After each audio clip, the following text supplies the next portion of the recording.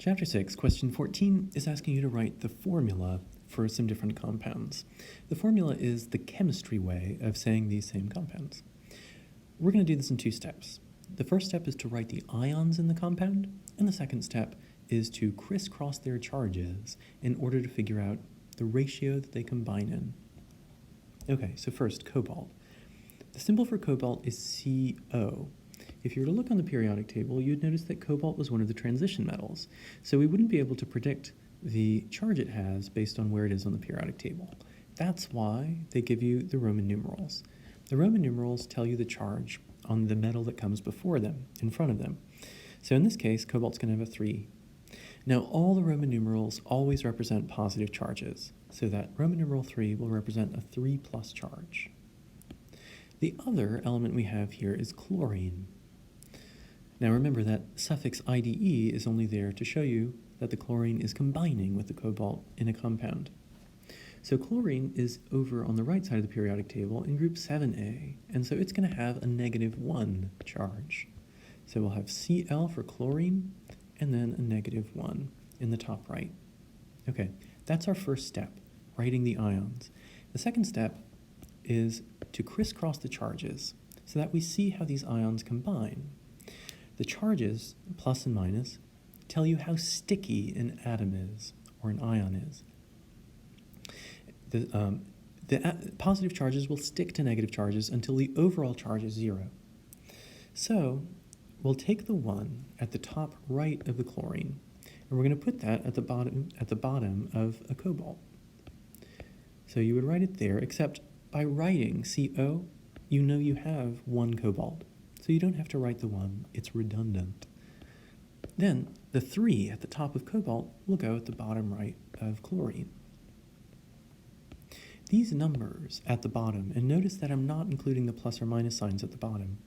The numbers at the bottom tell you how many of the element immediately before it there are. So for example, there are 3 chlorine atoms in this clump of stuff.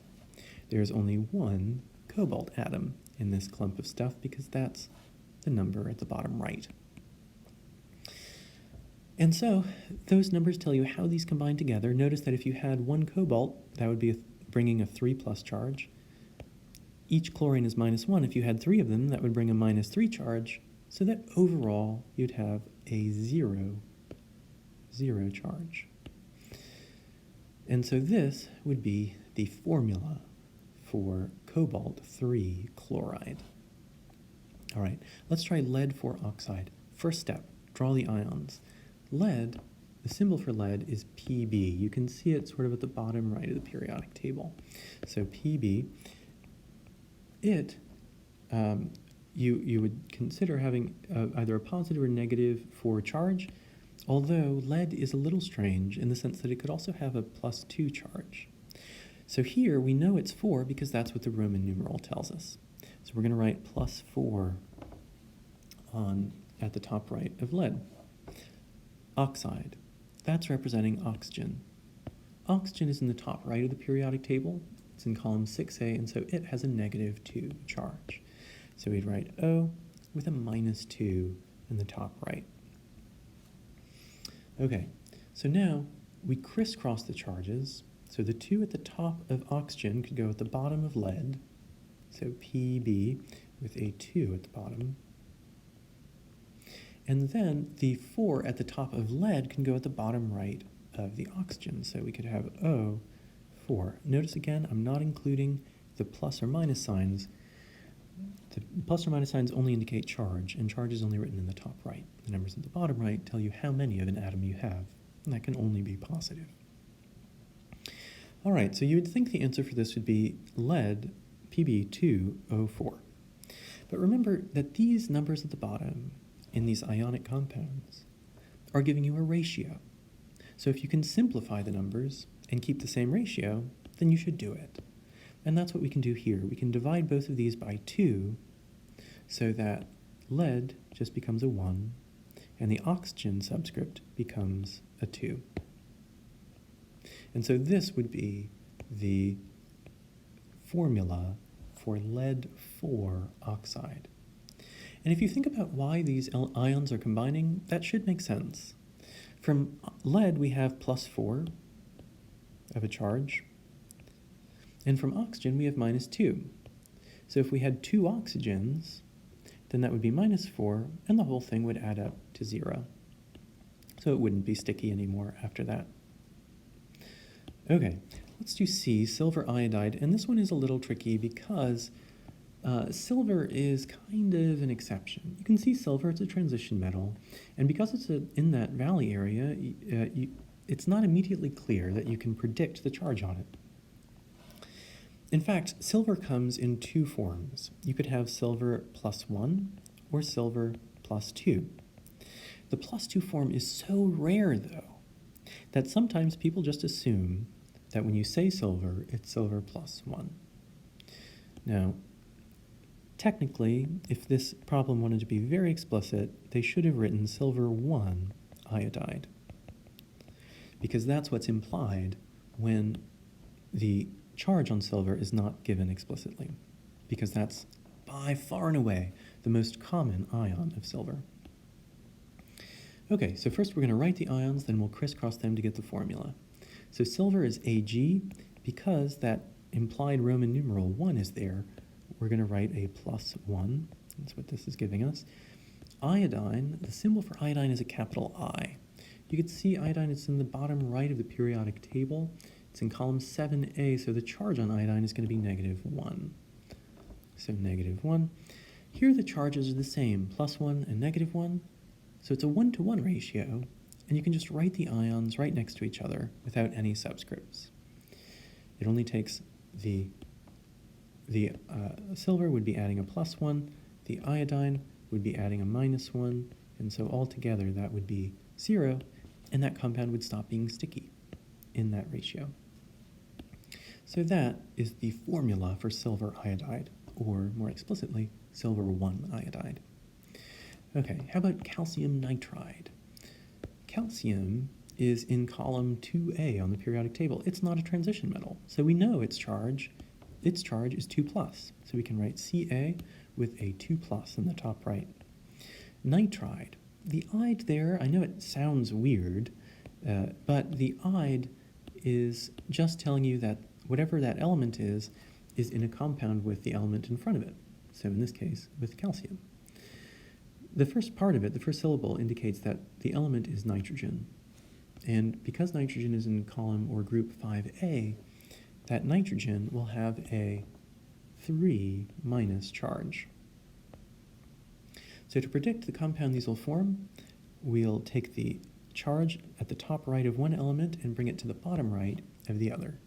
So calcium with a 3 at the bottom right, and then nitrogen, and you'd take the 2 at the top right of calcium, bring it down to the bottom right of nitrogen, you'd have 2. So you could see that calcium has a 2+ charge. If you had 3 of them, then that'd be 6+. Each nitrogen has a 3-. If you had 2 of them, that would be 6-, so that overall you'd have a 0 charge. So the formula for calcium nitride is Ca3N2. Okay, let's try copper 1 phosphide. Copper, the symbol for copper's a transition metal. The symbol for it is Cu. It comes from the Latin word cuprum. Because it's a transition metal, there isn't a charge that we can predict on it, and that's why the Roman numeral is given. The Roman numeral is telling us that this copper has a +1 charge. Phosphide, that's referencing phosphorus. Phosphorus is sort of in the top right of the periodic table. It's in column 5A. And because of that, it's going to have a -3 charge. To figure out how these two ions combine, we can crisscross their charges. So the 3 at the top right of phosphorus can go at the bottom right of copper, and the 1 at the top right of copper can go to the bottom right of phosphorus. Now, because it's a 1, we don't have to write it, because just by writing a capital P, we know that there is 1 phosphorus. So the formula for copper 1 phosphide is Cu3P. All right, how about chromium 2 chloride? So chromium, the symbol is Cr. It's a transition metal, so we can't immediately predict its charge. That's why it comes with a Roman numeral. Chromium is Cr. The charge it has is given by the Roman numeral. The Roman numerals are always positive charges, so that's Cr2 plus in the top right. The other element is chlorine. That's where the chloride is coming from. Chlorine is at the right of the periodic table in column 7a, and so it has a -1 charge. So this is going to be a -1.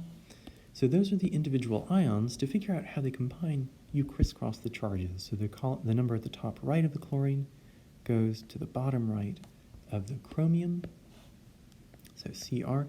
And because it's a 1, we don't have to write it. Just by writing Cr, we know we have one of them. And then the 2 at the top right of chromium goes at the bottom of the Cl.